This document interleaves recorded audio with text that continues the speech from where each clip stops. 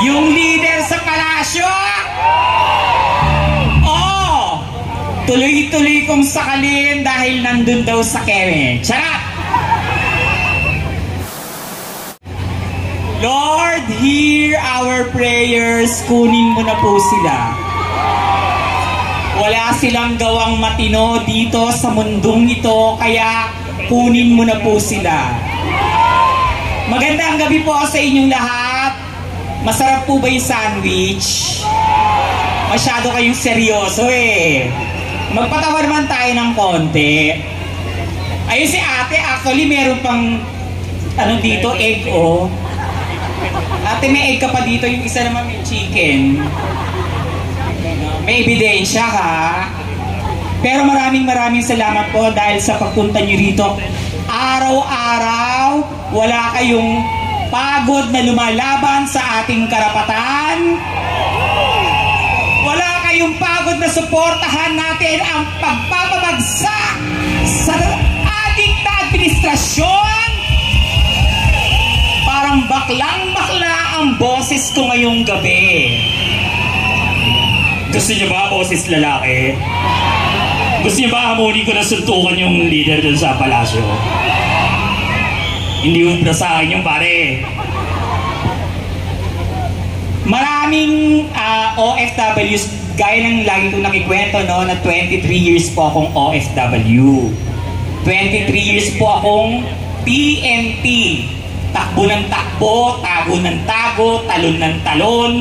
Naranasan ko pong tumalon sa 3rd floor nung nilusob ng immigration, yung club namin. Tumalon po ako naka-heels. Pagbagsak ko, bali yung isa kong dito. At nakatakas pa rin po ako. Ganun po yung buhay ng mga OFW, lalo na yung mga walang visa. Kaya, nung nangako si Bongbong Marcos na magbibigay siya ng maraming trabaho sa OFW, ibinoto siya ng mga OFW. Pero, nabudol tayong mga OFWs. Hanggang budol ka, budol ka, budol ka, budol ka. Storbo lang ito lang. Yan, nabudol tayo mga OFWs. Alam nyo ba na libo-libong OFWs pa rin ang bumibiyahe araw-araw. Libo-libong OFWs pa rin ang nahihiwalay sa kanilang mga pamilya. Ang nahihiwalay sa kanilang mga anak na nagse-celebrate ng Pasko, bagong taon, nahiwalay sa kanilang pamilya. Yan po yung pinakamalungkot na part ng buhay ng OFW na hindi nila kasama sa Noche Buena ang kanilang mga anak at ang kanilang pamilya tuwing Pasko. Naranasan ko po yan ng 23 taon. Kaya umuwi ako ng Pilipinas, pinauwi nila ako para i-endorse sila dahil akala ko may magiging mabuting presidente siya ng Pilipinas. Pero hindi pala. Nagpasarap lang siya na nagpasarap sa buhay. Ginawang singhutan ng palasyo, ginawa nilang modeling, disco, ginawa nilang perya, nagtayo sila ng kung anik-anik. Hindi nila tayo minahal at pinahalagahan. Sinungaling, manggagamit, magnanakaw, adik, lahat ng kasamaan sinalumuna. Gigil mo ko. Manggagamit, manggagamit, Ang ganda naman ni Mami. Mami, ano po yung foundation mo? Ang ganda ni Mami. Mami, ano po yung foundation nyo? Thank you po sa pag-vlog ha. Sa lahat ng vloggers, maraming salamat. Sa totoo lang, ang laki ng naitutulong ng mga vloggers. Dahil sa inyo, nalalaman ng mga tao kung ano yung nangyayari ngayon dito sa Pilipinas. Nalalaman ng buong Pilipino sa buong mundo. Kaya palakpakan po natin yung mga vloggers. Tingnan nyo, nakatayo sila dyan mula umpisa hanggang matapos. Yung mga itlog nila masakit na. Real talk, di ba? Ang nag-aamoy pawis na. Minsan, paano ba yun yung kay Kuya yung... Natatandaan ko yan, di ba? Yung BBM Resign. BBM Resign. Wala na yung ganito, yung bago. BBM Ibo. BBM Ibo. Nang matuluyan na.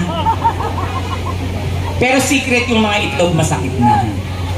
Maraming salamat sa inyo lahat sa mga vloggers, ha. Huwag kayong mananawa na ihatid yung balita sa lahat ng Pilipino kung ano yung totoong nangyayari. Lalo na yung paghuhukay nila dun sa KOJC. Tawang-tawa ako. Alam nyo ba, nung araw na umuwi ako galing Japan, syempre 23 years akong TNT, at may dalang konting pera, ang nanay ko, may sakit sa kayong tatay ko. Ibinili ko sila ng farm sa Batangas. Yes, sa San Jose, Batangas. Ngayon, naalala ko yung hinuhukay na lupa ngayon sa KOJC. Kasi ganun din kalalim yung lupa nung nagpahukay ako, nung nagpalagay ako ng tubig, yung tangke. Kaya kanina nagdadasal ako na sana umuslit yung tubig na mabilis nung malunod lahat nung naguhukay. Sabi ko, konting hukay pa to, lalabas na yung tubig. Sana pag piko nilang ganon, lumabas yung tubig ng bigla, tapos malunod yung mga pulis na naghuhukay. Deserve nila yun. Yung mga kapulisan ngayon, hindi nyo ba naiisip? May mga pulis dito di ba sa Magilid, na ginagawa lang kayong circus. Ginagawa kayong tau-tauhan ng boss nyo. Diba? Paghukayin ba naman kayo ng pagkalalim-lalim? Saan ka nakakita ng ganung police? Construction worker po gumagawa niyan. Ano ba? Oh, minero. Wala namang ginto silang makikita dun Bakit minero? Oh, diba? Ang laking katarantaduhan nito. Bakit ka nagbutas ng ganito? Ano ito ba? Pinag-aaralan dito sa criminology. Anong subject to sa criminology? Science and genetics kineme. Science and genetics kineso. Echoseras, MS, Echos. Ayan, di ba? Sabi ko, konting piko pa, lalabas na yung tubig dyan, malulunod yung dalawa. Mga ko, di ba? Kung ano, okay pa ba yung takbo ng utak nila? Kung nandiyan yung gold, kung may gold dyan, di na una na akong binungkal yan. Mga sinagulo lang talaga yan. Pulis ba yan o galing mental?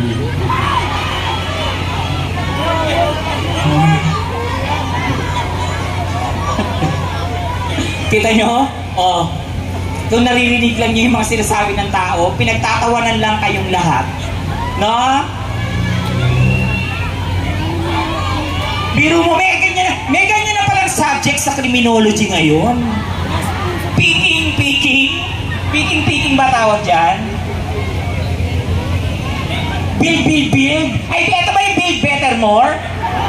Ito yata yung build better more ni BBM. No? Tunnel o kaya subway sa Davao. Hindi, meron na subway sa Davao di ba? Ito pa isa nga. Di ba? Meron silang nararamdaman na hindi natin nararamdaman. Meron silang nakikita na hindi natin nakikita. Pabalik, ano subject sa criminology naman to? Ha? Ito yung subject nito. Mukhang bagoy, no? Tingnan mo, kamukha pa ni Roderick Paulati yung isang Diyos ko dahil, ginawa niyong serious at circus yung PNP. No? 4 years course yan. Kaya nga sabi ko dun sa pamangkin ko, malapit ka nang graduate. Ayan na naman. Pag mumukha pa lang, hindi mo na pagkakatiwalaan Tingnan mo, oh. Kahit malabo, yung mga pores niya sa mukha kitang-kita. Parang yung pinamamahayan ng mga bee. Ang pangit, hindi naman sa panlalait, no? Ay,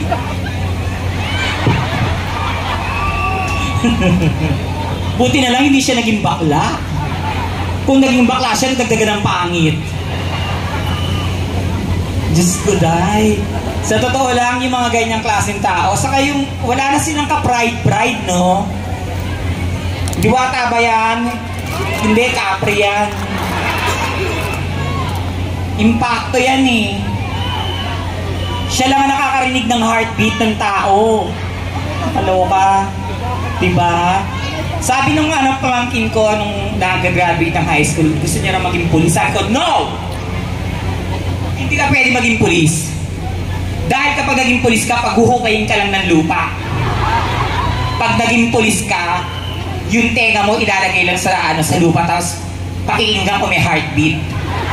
Hindi ka pwede maging pulis. Bawal. Huwag ka magpupulis, sabi kong gano'n sa kanya. Hindi kita pinag-aral para maghukay ng lupa. Buhan yan. Ayan! Ayan, tingnan mo, I hear a heartbeat. Ay, kamukha ni Lisa to. Yung mata, no? Hindi, sa totoo lang, kasi kaibigan ko, kamukha niya, in fairness Lisa, ang legs. Payat kasi talaga legs nun sa personal. Payat ang legs nun sa personal, tapos yung tuhod niya mukhang doorknob. Laragyan mo lang ng susi, pwede mo nang buksan. Naging comedy bar, ha? Dapat talaga dyan sa mga yan linalaro, kasi linaro lang nila tayo. Inamats nila tayo. Diba? Papayag ba kayo na 4 na taon pa nila tayong aamatsin? Kailangan na silang mapalayas sa palasyo. Kaya nananawagan ako sa lahat ng nanonood ngayon sa live na magpuntahan na kayo sa Liwasang Bonifacio. Putulin nyo na ang paghihirap ng mga buhay natin sa ilalim ng administrasyong bangag. Bumaba ka na! Bumaba ka na!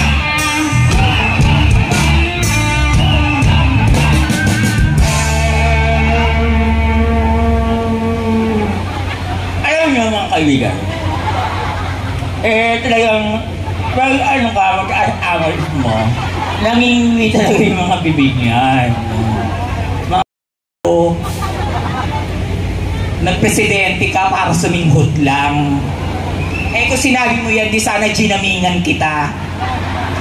Inubos ko lahat yan, walang natira sa inyo. So kanina po nagpa-drug test ako. And happy at buntis po ako, positive.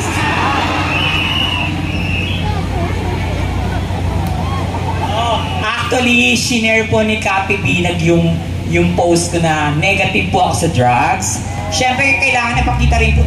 Alam namang sinisigaw ko rito na addict yung presidente, mag-resign ka tapos positive ako. Di ba katarantaduhan yun? So, nagpa-drug test po ako, negative po ako. Pero, i-congratulate nyo ako dahil buntis din naman po ako, positive naman po ako sa pagkabuntis. Ang ama ay hindi si Diwata, Hindi rin si BBM, ayoko. Si Bisdak ang ama nito.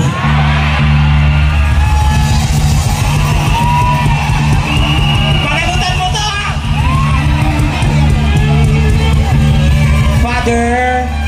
Father, tawagin mo si Bisdak, pakasalan niya na ako ngayon din.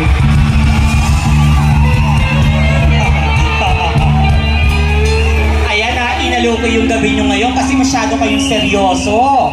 Gusto ko naman makita na humingiti kayong lahat. At yung ngiti na yan, magtutuloy-tuloy yung ngiti na yan kapag wala na yung bangag na presidente.